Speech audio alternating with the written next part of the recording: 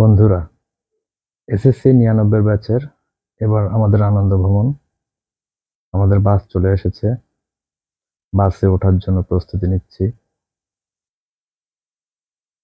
বাসের সিটে বসেও গেলাম এবং আমাদের গন্তব্যে পৌঁছেও গেলাম। পৌঁছে গিয়ে জেব্রার পাশে একটা ফটোশুট করলাম। জেব্রার মতো নিজেকেও লম্বা লম্বা ভাব লাগছে।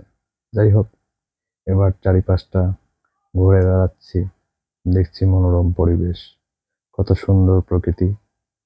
প্রকৃতি দেখতে দেখতে চলে গেলাম লেকের ধারে। লেগে গিয়ে দেখি সুন্দর সুন্দর মাছ, অনেক রং বেরঙের মাছ। মাছগুলো দেখতে খুব সুন্দর লাগছিল। ভাবছিলাম মাছের মতো যদি আমরাও নিরিবিলি ঘুরে বেড়াতে পারতাম, কতই না মজা হতো। দেখ, আমরা তো আর মাছ না। মাছ দেখতে দেখতে মাছ ধরতেও খুব ইচ্ছে করছিল, তবে ধরতে তো পারলাম না। মাছের কাছে গিয়ে দেখলাম মাছটা কত আনন্দে ঘুরে বেড়াচ্ছে। মাছগুলো আসলে খুব সুন্দর। তো লেকের ওপরে একটা ব্রিজটাও বেশ খুবই সুন্দর। ব্রিজটার উপরে একটু হাঁটলাম এবং দেখলাম শিবপাঞ্জি মামার কাছে একটা ফুল আছে। শিবপাঞ্জি মামাকে বললাম, মামা ফুলটা দাও না। তো মামা দিচ্ছে না। তো মামার সাথে একটু ছুটি করে বলছি, দাও না মামা, দাও না।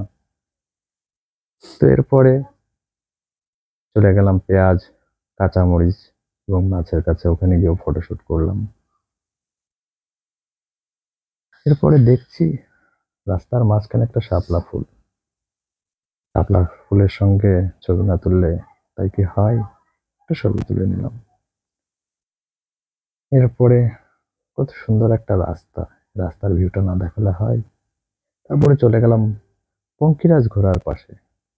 মনে হচ্ছে পঙ্কিরাজ ঘোড়ার উপরে চড়ে বসে দেশ বিদেশে ঘুরে বেড়াই, কিন্তু এটা তো পাথরের, সত্যিকারের নয়। আর কি করার, চার রাস্তার মাঝখানে দাঁড়িয়ে আছি, চারিপাশের প্রকৃতি দেখছি। প্রকৃতিগুলো কতই না সুন্দর।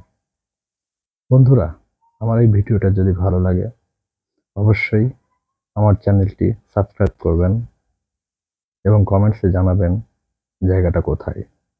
যদি ভালো লাগে অবশ্যই আবার কোনো না কোনো একটা ভিডিওয় আপনাদেরকে এত সুন্দর প্রকৃতি দেখাতে পারবো। অবশ্যই সাপোর্ট করবেন। এইবার আমাদের বিদায় বেলা, আমাদের ক্রেস্ট দেওয়া হচ্ছে। ক্রেস্ট হাতে পেলাম এবং আমাদের আনন্দ ভ্রমণটা এখানেই সমাপ্তি হলো। ইনশাল্লাহ আবার দেখা হবে। বাই বাই, খুদা হাফেজ।